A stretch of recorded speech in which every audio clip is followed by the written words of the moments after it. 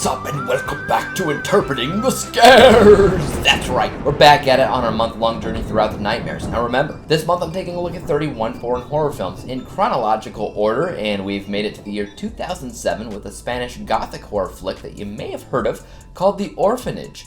Let's get cracking. So The Orphanage is all about a mother that goes a little bit frantic when her adopted son goes missing somewhere on the premises of an abandoned orphanage that she bought, hoping to start the business back up. Little by little, she begins to suspect that her son's imaginary friends may not be all that imaginary to begin with, but rather, maybe they had something to do with his disappearance. There's definitely something to be said here about gothic horror films, especially the ones like this, dealing with the supernatural, because they often have a good sense of what constitutes as legitimately creepy. Maybe not so much scary, but they definitely usually have a good sense of what goes bump in the night, and that is definitely true for The Orphanage. A big part of this film works off of the audible scares, like banging in another room, creaking, whispering off in the distance, things like that, things in general that would make most people ask themselves, is it just the house settling, or is there something more going on here?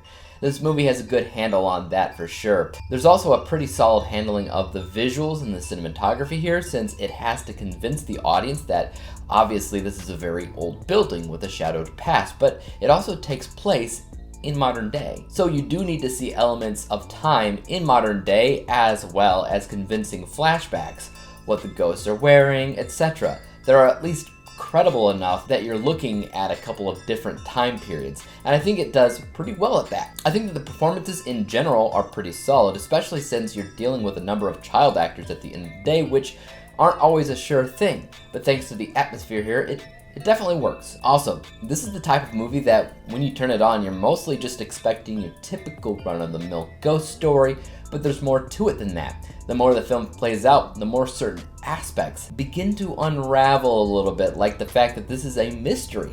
More and more you learn alongside with the main cast that this place is creepy for a reason. It has secrets within its walls, darkness as well, and there's kind of an interesting adventure to learn what those secrets are, alongside the main characters, of course. One of the main issues, though, is the fact that it doesn't exactly feel insanely original. It's made well enough, sure, but something about it feels like, yeah, we've seen it before, and I'm pretty sure it's the saturated concept that a child's imaginary friend is really just a ghost.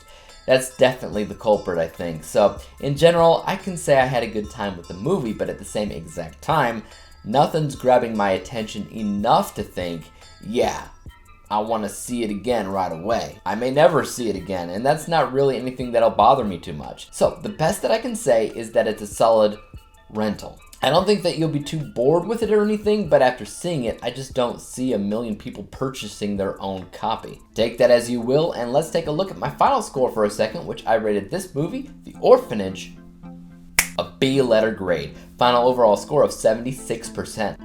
76 out of 100 possible stars. This is a score that pretty much just kind of shouts out that they did what they set out to do, which is great, but it also hints at the idea that they could have easily done a little bit more to make sure that they were unique in their vision. As it is, it's perfectly fine, it's enjoyable to a degree, and the ending was pretty smart as well, but like I said, the rewatchability factor is significantly low for me, and that's enough to make or break any film. But what about you guys though? Have you seen The Orphanage, and if so, I'd love to hear your thoughts about it in the comment section down below. As for YouTube, you guys know what to do. Hit that like, subscribe button, and bell to be notified when I come out with my next installment for Interpreting the Scares. And until then, peace out.